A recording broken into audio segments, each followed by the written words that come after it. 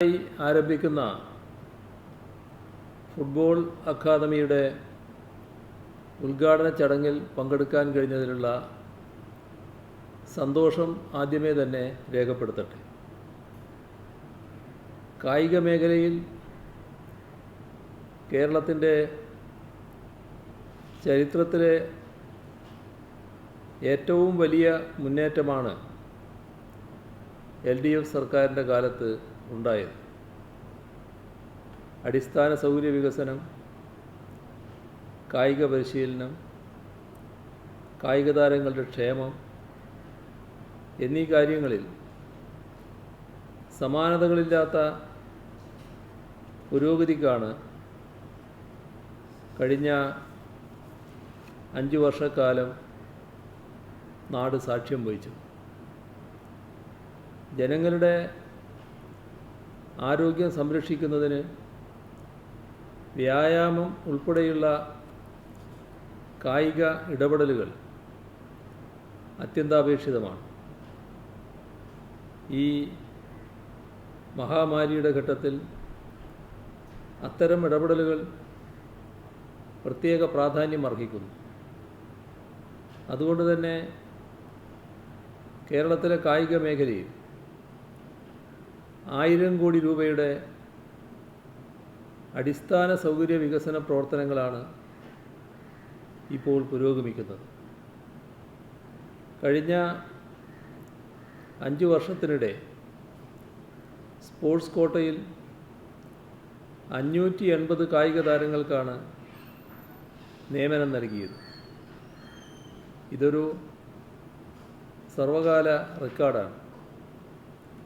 കേരള കായിക ചരിത്രത്തിൽ ആദ്യമായി പൂർണ്ണമായും ജനാധിപത്യ രീതിയിൽ സ്പോർട്സ് കൗൺസിലുകൾ പുനഃസംഘടിപ്പിച്ചു. ഇത്തരത്തിൽ എടുത്തു പറയത്തക്ക നേട്ടങ്ങളുടെ നീണ്ട പട്ടിക തന്നെയുണ്ട്. കായിക രംഗത്ത് കഴിഞ്ഞ സർക്കാർ തുടങ്ങിവെച്ച പ്രവർത്തനങ്ങൾ വിജയകരമായി പൂർത്തിയാക്കുകയും പുതിയ കാലത്തിനനുസരിച്ച പ്രവർത്തനങ്ങൾ ആവിഷ്കരിക്കുകയുമാണ് ഈ സർക്കാർ ചെയ്യുന്നത്. കോവിഡ് നിയന്ത്രണങ്ങളെ തുടർന്ന് കളിക്കളങ്ങൾ നിശ്ചലമാണ്. എന്നാൽ കോവിഡാനന്തര കാലത്ത് ആരോഗ്യത്തെക്കുറിച്ചുള്ള കാഴ്ചപ്പാടിൽ വലിയ മാറ്റം ഉണ്ടാകുമെന്നും ജനങ്ങൾ കൂടുതലായി ഫിസിക്കൽ ആക്ടിവിറ്റികളിലും കായിക മത്സരങ്ങളിലും ഏർപ്പെടാൻ താൽപ്പര്യം പ്രകടിപ്പിക്കുമെന്നാണ് പ്രതീക്ഷിക്കുന്നത്. ഈ സാഹചര്യം അവസരമാക്കിയെടുത്താൽ കളികളിലേക്കും കളിക്കളങ്ങളിലേക്കും കൂടുതൽ പേരെ ആകർഷിക്കാൻ കഴിയും. അതിലൂടെ വിപുലവും ഉന്നതവുമായ ഒരു കായിക സംസ്കാരം രൂപപ്പെടുത്താനും സാധിക്കും. കളികളിലേക്ക് കൂടുതൽ പേർ ആകർഷിക്കപ്പെടുന്നത് കായിക വളർച്ചയെ വലിയ തോതിൽ പ്രോത്സാഹിപ്പിക്കും. കൂടുതൽ പേർക്ക് കളിക്കാൻ അവസരം നൽകുകയും അതിനൊപ്പം കൂടുതൽ മികച്ച പരിശീലനത്തിലൂടെ ലോകോത്തര താരങ്ങളെ വളർത്തിയെടുക്കുകയും ചെയ്യേണ്ടതുണ്ട്. അതിന് സഹായമായ പ്രവർത്തനങ്ങളാണ് സർക്കാർ ആവിഷ്കരിക്കുന്നത്. കേരളത്തിൻ്റെ സമഗ്രമായ കായിക വികസനത്തിനായി കാലാനുസൃതമായ പുതിയ കായിക നയം രൂപീകരിക്കുക എന്നതാണ് ഏറ്റവും പ്രധാനമായി സർക്കാർ കാണുന്നത്. അത് രൂപീകരിക്കാനുള്ള നടപടികൾ ആരംഭിച്ചു കഴിഞ്ഞു. 2022 ജനുവരിയിൽ പുതിയ നയം നടപ്പാക്കാനാണ് ഉദ്ദേശിക്കുന്നത്. കായിക മേഖലയിലെ അടിസ്ഥാന സൗകര്യ വികസനത്തിൻ്റെ കാര്യത്തിൽ വലിയ മാറ്റമാണ് ഉണ്ടാകുന്നത്. അതിൻ്റെ ഭാഗമായി എല്ലാ പഞ്ചായത്തിലും കളിക്കളമെന്ന പ്രഖ്യാപനം യാഥാർത്ഥ്യമാക്കാനുള്ള നടപടികൾ പുരോഗമിക്കുകയാണ്. പഞ്ചായത്തുകളിലെ കളിക്കളങ്ങൾ സംബന്ധിച്ച് തദ്ദേശ സ്വയംഭരണ വകുപ്പിൻ്റെ നേതൃത്വത്തിൽ സർവേ തുടങ്ങിക്കഴിഞ്ഞു. ചെറിയ പ്രായത്തിൽ തന്നെ കായിക പ്രതിഭകളെ കണ്ടെത്തുകയും തിരിച്ചറിയുകയുമാണ് പ്രധാനം. അത് കായിക വളർച്ചയുടെ അടിസ്ഥാന തത്വമാണ്. അതിൻ്റെ ഭാഗമായി വിവിധ പരിശീലന പരിപാടികൾ കഴിഞ്ഞ സർക്കാരിൻ്റെ കാലത്ത് തന്നെ ആരംഭിച്ചിരുന്നു. ഫുട്ബോൾ പരിശീലനത്തിനായി 20ഓളം സ്കൂളുകളിൽ തുടങ്ങിയ കിക്ക് ഓഫ് ഇതിൻ്റെ ഭാഗമാണ്. ബഹുമാന്യായ അധ്യക്ഷൻ അത് സൂചിപ്പിച്ചു കഴിഞ്ഞു. ഇതിൻ്റെ തുടർച്ചയാണ് ഇന്ന് 3 ഫുട്ബോൾ അക്കാദമികൾ തുടങ്ങുന്നത്. കേരളത്തിൻ്റെ ഏറ്റവും പ്രചാരമുള്ള കായിക വിനോദമാണ് ഫുട്ബോൾ. സംസ്ഥാനത്തിൻ്റെ എല്ലാ ഭാഗത്തും ഒരേ ആവേശത്തോടെ പ്രായഭേദമന്യേ ആളുകൾ കളിക്കുന്ന കളിയാണിത്. രാജ്യത്തിന് എണ്ണമറ്റ ഫുട്ബോൾ കളിക്കാരെ സംഭാവന ചെയ്യാൻ നമുക്ക് സാധിച്ചിട്ടുള്ളത് തന്നെ അതുകൊണ്ടാണ്.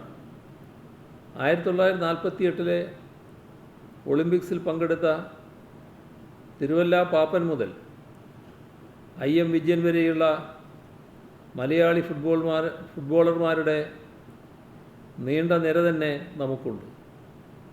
ഫുട്ബോളിന് ഏറെ വളക്കൂറുള്ള മണ്ണാണ് നമ്മുടേത്. അതുകൊണ്ട് തന്നെ ഫലപ്രദമായ ഇടപെടലുണ്ടായാൽ ഫുട്ബോളിൽ നമുക്ക് ഉയരങ്ങളിലെത്താനാകും. ഫുട്ബോളിൽ കേരളത്തിൻ്റെ സാധ്യതകൾ പ്രയോജനപ്പെടുത്താൻ LDF ഗവൺമെൻറ് ക്രിയാത്മകമായ നടപടികൾ സ്വീകരിച്ചു വരികയാണ്. നിലവിൽ നടക്കുന്ന അടിസ്ഥാന സൗകര്യ വികസന പ്രവൃത്തികൾ പൂർത്തിയാകുമ്പോൾ സംസ്ഥാനത്ത് 40 ഫുട്ബോൾ മൈതാനങ്ങൾ പുതുതായി നിലവിൽ വരും. ഇത് വലിയ മാറ്റം ഉണ്ടാക്കുക തന്നെ ചെയ്യും. നല്ല രീതിയിൽ സംഘടിപ്പിച്ച അണ്ടർ 17 ലോകകപ്പും ഇന്ത്യൻ സൂപ്പർ ലീഗ് പോലുള്ള ടൂർണമെൻറ്റുകളും നമ്മുടെ നാട്ടിൽ ഫുട്ബോൾ ആവേശം വർദ്ധിപ്പിച്ചിട്ടുണ്ട്. കൂടുതൽ ഫുട്ബോൾ ടൂർണമെൻറ്റുകൾ കേരളത്തിൽ നടത്താനുള്ള ശ്രമത്തിലാണ് സർക്കാർ. ഇക്കാര്യത്തിൽ അഖിലേന്ത്യാ ഫുട്ബോൾ ഫെഡറേഷൻ എല്ലാ പിന്തുണയും വാഗ്ദാനം ചെയ്തിട്ടുമുണ്ട്. ഇത് കേരളം ഈ രംഗത്ത് നടത്താൻ പോകുന്ന പ്രവർത്തനങ്ങളുടെ അംഗീകാരമാണ്. അടുത്ത കാലത്തായി നിരവധി സ്വകാര്യ ഫുട്ബോൾ അക്കാദമികൾ സംസ്ഥാനത്ത് പ്രവർത്തനം തുടങ്ങിയിട്ടുണ്ട്.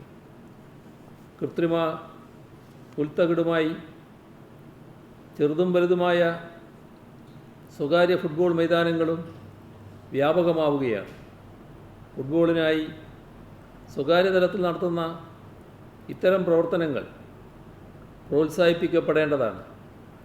എന്നാൽ അക്കാദമികളുടെയും സ്വകാര്യ കളിക്കളങ്ങളുടെയും പേരിൽ ചില തെറ്റായ പ്രവണതകൾ കണ്ടുവരുന്നുണ്ട്. അത്തരക്കാരെ തിരിച്ചറിയണം. ലാഭക്കൊതി മൂത്ത് കളിയെയും കളിക്കാരെയും മറക്കുന്ന സ്ഥിതി അനുവദിക്കാനാവില്ല. ഫുട്ബോളിനോടുള്ള നമ്മുടെ നാടിൻ്റെ താൽപ്പര്യം പ്രയോജനപ്പെടുത്താനുള്ള ശ്രമങ്ങൾ കൂടുതൽ സജീവമാകണം. മികച്ച പരിശീലനവും പ്രോത്സാഹനവും നൽകിയാൽ മികച്ച ഫുട്ബോൾ താരങ്ങളെ വളർത്തിയെടുക്കാൻ നമുക്ക് കഴിയും. അതിനുവേണ്ടിയാണ് കായിക വകുപ്പിന് കീഴിൽ തുടങ്ങുന്ന ഫുട്ബോൾ അക്കാദമികൾ. ഫുട്ബോളിൻ്റെ പ്രധാന കേന്ദ്രങ്ങളായ കണ്ണൂർ, തിരുവനന്തപുരം, എറണാകുളം എന്നിവിടങ്ങളിലാണ് അക്കാദമികൾ. കണ്ണൂർ, എറണാകുളം അക്കാദമികൾ വനിതകൾക്ക് മാത്രമായാണ്. ഇത് ഏറെ സന്തോഷം നൽകുന്ന കാര്യമാണ്. വനിതകളെ കായിക മേഖലയിലേക്ക് ആകർഷിക്കുന്നതും അവർക്ക് പരമാവധി പ്രോത്സാഹനം നൽകുന്നതും വളരെ പ്രധാനമാണ്. ഒരു കാലത്ത് കേരളത്തിൽ മികച്ച വനിതാ ഫുട്ബോൾ താരങ്ങളുണ്ടായിരുന്നു. ആ പ്രതാപം നാം തിരികെ പിടിക്കേണ്ടതുണ്ട്. നമ്മുടെ കായിക മികവ് കണക്കിലെടുക്കുമ്പോൾ ഈ രംഗത്ത് നമുക്ക് നല്ല സാധ്യതയാണുള്ളത്. അത് പ്രയോജനപ്പെടുത്താൻ വനിതാ ഫുട്ബോൾ അക്കാദമികൾ സഹായിക്കുമെന്നാണ് പ്രതീക്ഷിക്കുന്നത്.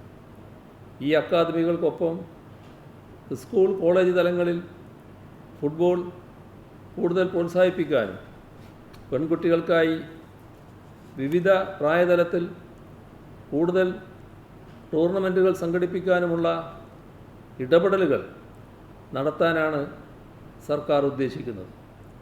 കായിക വകുപ്പിന് കീഴിൽ ആരംഭിക്കുന്ന ഫുട്ബോൾ അക്കാദമികൾക്ക് എല്ലാ ആശംസകളും നേരുന്നു. കണ്ണൂർ, എറണാകുളം എന്നിവിടങ്ങളിൽ തുടങ്ങുന്ന വനിതാ ഫുട്ബോൾ അക്കാദമികളും ജി വി രാജ സ്പോർട്സ് സ്കൂളിലെ ഫുട്ബോൾ അക്കാദമിയും സന്തോഷപൂർവ്വം ഉദ്ഘാടനം ചെയ്തതായി പ്രഖ്യാപിച്ചുകൊണ്ട് അവസാനിപ്പിക്കുന്നു. നിങ്ങൾക്കെൻ്റെ സ്നേഹാഭിവാദനങ്ങൾ.